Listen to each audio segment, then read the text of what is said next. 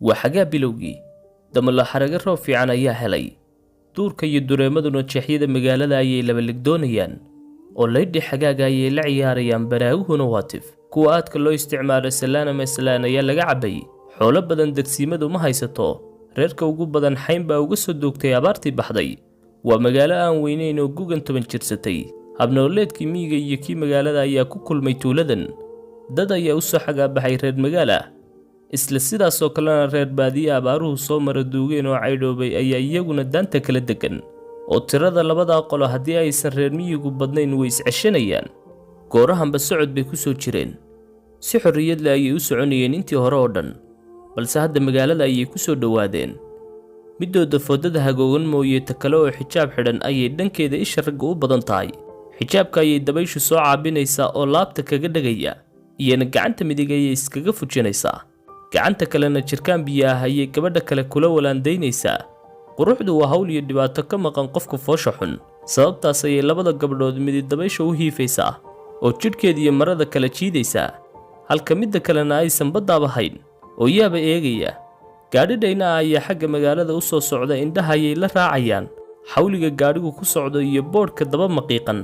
marna fog iyo bigaaraha ragga saaran ayay si faduul la midabo gaarkeed uga baadhaysaa hebello ay garanayso waase rag gadhka iyo gafuurkaba cimaamad ku duuban oo boodhka ka dhuumanaya socod iyo sheeko dheer oo ay soo gooyeen kadib waxa u muuqatay in gaadhigii dhayna ahaa midooda hablaha aqalkooda uu taagan yahay durba weydiin faduulla ayay tii kale ku horraysay na gaadhigiisu ka aqalkiina hor taagan yaa idin yimi talow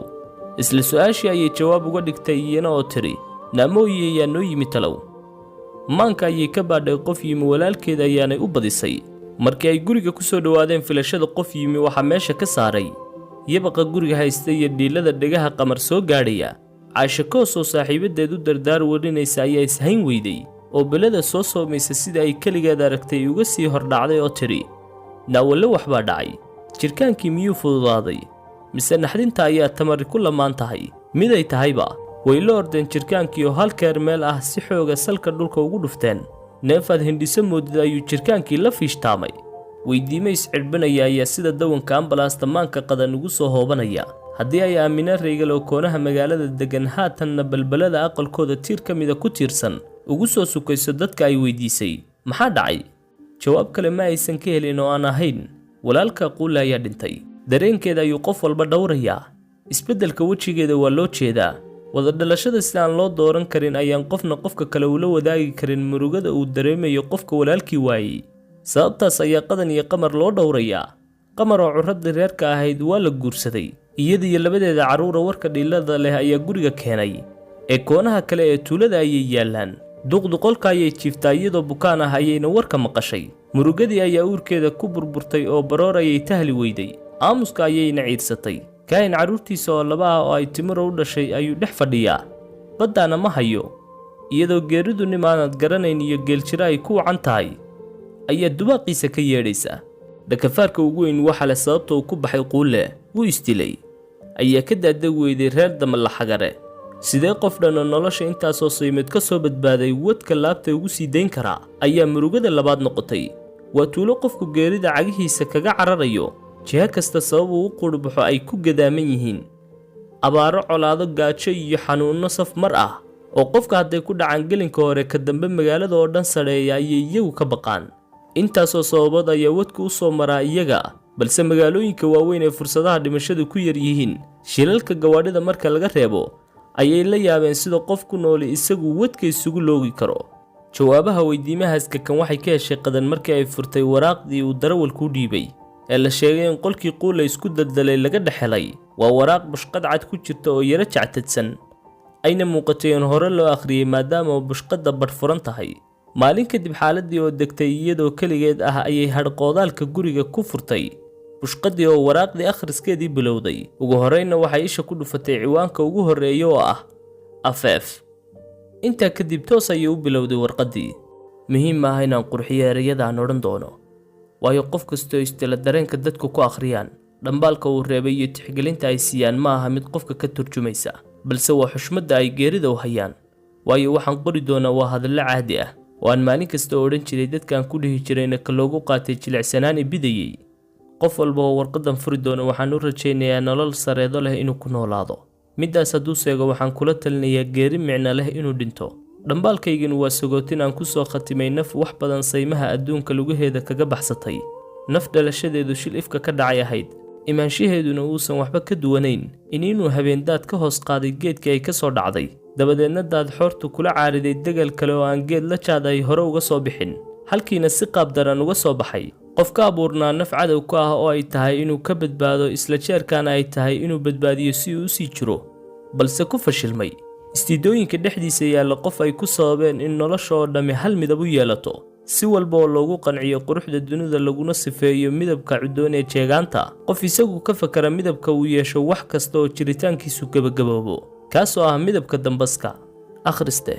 falka aad igu dhaliilayso ee aad qariibsanayso waa isla falkan qiimaha u yeelay dhambaalkan ee aad igu ixtiraamayso oo ah inaan isdilay. sababtaan isku dilayna halkan aan kugu sheegi doono. waa go'aan adagoo aan in badan ka labalabaleeyey, balse ugu dambayn waan fuliyey, kaliya si aan u bayaxo maangalnimada istilkayga iyo saxnimada jawaabta aan ka bixiyey layligii noloshu ii dirtay. marar badan dhibaatooyinka nololeed waa kuwo aadamaha dheef u ah. ma ogi inay aniga dheef ii ahayd iyo in kale, balse mar walba oo ay jirto dhibaato aan xal u la'ahay, waxaan ka baaqsan jiray wadaan anigu sababtiisa qorsheeyey. marar badan ayay igu soo dhacday inaan nafta isdhaafiyo, balse haddana wakhtiga oo igu yaraa awgii ayaanan u dhiman jirin. mar ayaa dhacday anigoo diyaara ah inaan gaajo dareemay, adigoo humuum qaba ha dhiman ee bal wax cunoo hadhow isdil ayaan isidhi. dabeeto markii aan dhergay dhibaato kale oo xal iiga baahan ayaa ii muuqatay. sidii ayaan maalmo bilo sannadaba ku noolaa, iyadoo haddana fikraddii isdilku niyaddayda ilbiriqsi walba ay ku jirtay. dabcan tani waxay meel dhow iga tusisay macnaha nolosha, aan dhaho macnaha noloshayda, sababtoo ah qof walba isaga ayaa xaq u leh qeexitaankaas. anigu waxaan ku qeexay noloshayduba inay ahayd dhibaatooyin aan dhammaad lahayn, si taas la mid ahna u baahan furdaamin aan daal lahayn. haa, noloshu waa sida badweyn qofku bartankeeda dabaalanayo, mar walba uu hir fuulo hir kale meel fog uga muuqanayo, ilaa uu isdhiibo ama mawjadaha ishirdimaya salka dhiganayaan. taasina waa waxa ugu yaray qofi samayn karo, maadaama aynu ka hadlayno in qofi noolaado oo keliya, balse inuu ujeeddo u noolaado waa hawl aad u culus. inuu ujeeddo aan naftiisa ahayn u noolaadana waa hawl xajmigeedu culayskeedu dunida u dhigmo. waqa laba dagaal ayaan ku jiray. duruufaha noloshayda iyo mowqifyada oo dhammina ay ka duulayeen. waa waxaan naftayda la rabay oo u halgamayay, iyo waxaan dadka kale u hambeeyey oo cid kale aan u sameeyey dartood. ama aan dhahee laba marxaladood ayaan maray. mar aan naftayda u noolaa, maal magac iyo maadiyaadka kale la'ayniga ah oo aan maankayga ku hayay una noolaa, balse waan ku hungoobay inay buuxiyaan. iyo mar aan dadka kale dartood u noolaa, aanna tixgelin u hayay jacaylka, naxariista iyo xushmadda. aan dhahee labadaa jidka anaaniyadda iyo midka nafhurka, waa istiidooyinka dhalanka ee qof walba ku mataansan. ujeeddada uu qofku u nool yahayna labadaas ayaa jaangooya: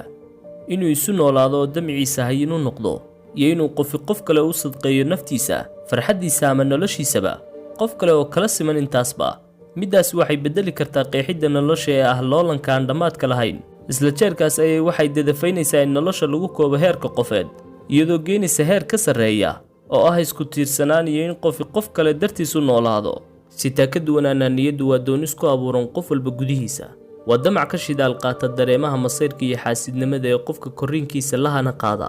tan ayaa sabab u ah loolanka ujeeddaynta nolol bilaa ujeedda ah. waa isla halka laga eebiyey qaacidada macnaha daran ee ah: dhalo hadaf dhigo, ka dhabee ku dhac, dabadeedna dhimo. falsafadaha dunidoo dhan taladan ayay ku koobeen meertada nololeed ee shakhsiga. aniguse uma noolaan qaabkan,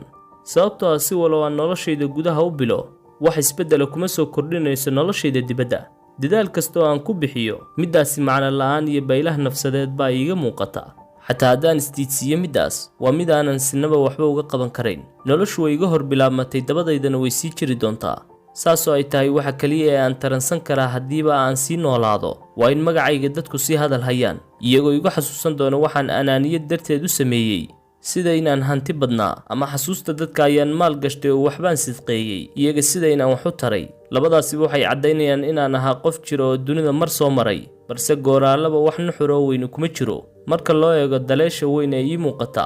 ee ah macno la'aanta noloshayda. aadaminimada iskama saarayo oo malihi waxaan la ahayn dareemahaas oo dhan, haddana si uun weligay doonistayda ugama tanaasulin cid kale. waaba haddii ay jirto dan aan u noolaaye, si taas ka duwan weligay macnaha noloshu ii samaynayso kuma ladhin doonistaas, sababtoo ah fal wal oo aan sameeyo waa mid aan ku qasbanahay samayntiisa. dabcan taasina doonis ma ahee waa sandulle sida uu qofku ugu sandullaysan yahay inuu naftiisa ka badbaadiyo wax kasta oo dili kara ayuu ugu qasban yahay doonistani kubadday ah marka kaliya oo qof si iskii wax u dooran karaa waa marka uu goosto go'aan weyn sida inuu noloshaba ka xoroobo taasi waa aragtidaan nolosha ka haystay qadan wax badan kama aysan fahmin hadalka walaalkeed way fakaraysaa maankeeduna waxay isku mar ka fakarayaa fariinta ay akhriyeysay iyo heesta dulduulka ku soo gaadhaysa ee dabayshu soo qaadayso haddaad nolosha qawadaan nabadgala ahaa jira duco iyo waxsan ayay u rajaysay walaalkeed dabadeedna dabkii shaaha oo baxaya holaciisii leefsiisay warqaddii midabkii khadku uu sii tirmayaa xaashidii caddaydna way sii madoobaanaysaa ilaa ay ugu dambayn dambas noqotay